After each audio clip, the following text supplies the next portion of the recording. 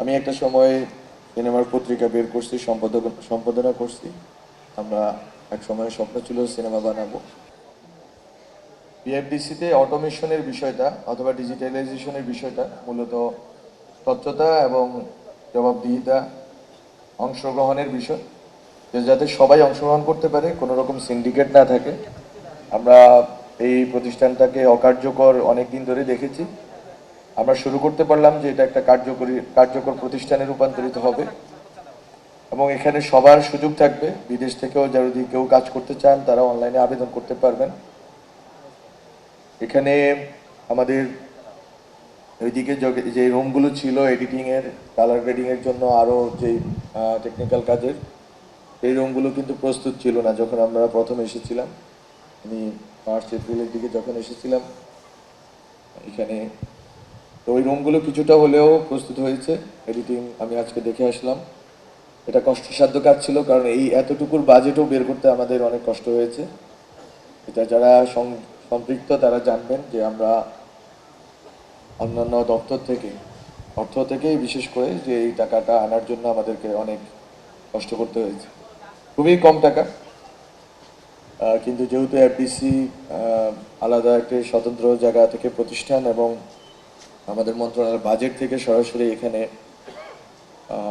দেওয়া হয় না, বরং এখানে নিজেদেরও তাদের আয় উপার্জনের সুযোগও আছে এবং আয় উপার্জন থেকে চলার বিষয় আছে। ফলে এখানে আমাদের এক ধরনের সংকট ছিল। ওই সংকটের ভিতরে আমরা এই রুমগুলো প্রস্তুত করতে পারছি।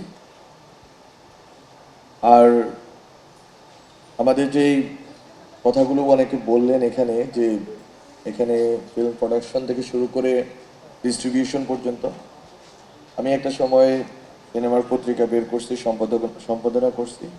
আমরা এক সময় স্বপ্ন ছিল সিনেমা বানাবো। জানি না সেটা সম্ভাবনা আর কতটুকু আছে, বাট বিষয়টা হচ্ছে সিনেমার একেবারে স্ক্রিপ্টিং থেকে শুরু করে আপনার ডিস্ট্রিবিউশন পর্যন্ত পুরো প্রক্রিয়াটাই আমরা চাচ্ছিলাম। আমার স্বপ্ন ছিল, এটা বাস্তবায়ন হয়তো সম্ভব না, হয়তো পরে কোনো এক সময় হবে। এটা হচ্ছে এটা পুরাটাই একটা ইকোসিস্টেমের মধ্যে নিয়ে আসে। তারপরে এখানে যে ভবনটা হচ্ছে, ভবনটা নিয়ে অনেক জটিলতা তৈরি করা হয়েছিল, অনেক ধরনের সংকট আপনারা জানেন। তারপর আমরা এটা শুরু করছিলাম, কিন্তু এটা আমি চেয়েছিলাম যে এটা আমরা অন্তত সিনেপ্লেক্সগুলো, এখানে দুইটা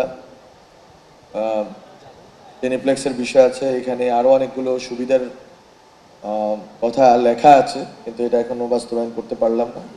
কিন্তু আমাদের জন্য যেটা দরকার সেটা হচ্ছে একটা সমন্বিত ফিল্ম ফিল্ম স্ক্রিপ্টিং থেকে শুরু করে প্রোডাকশন থেকে ডিস্ট্রিবিউশন পর্যন্ত একটা ইকোসিস্টেম আমাদের দরকার। আমাদের মন্ত্রণালয় হোক,